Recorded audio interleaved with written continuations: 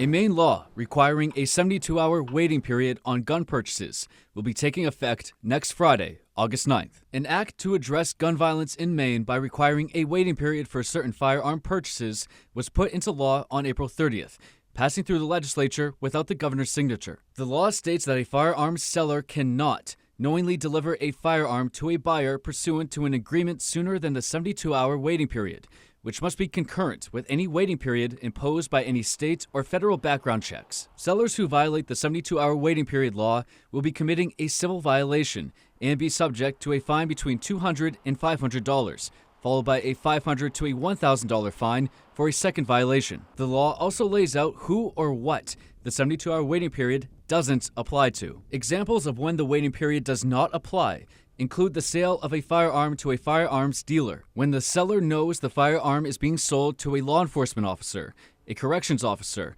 and a person employed by a contract security company or licensed as a private security guard. It also doesn't apply when the buyer and the seller are family members. The transaction pertains to a valid relic or antique firearm, and if a background check is not required. The owner of A&G Shooting in Fairfield stands in opposition of the new law.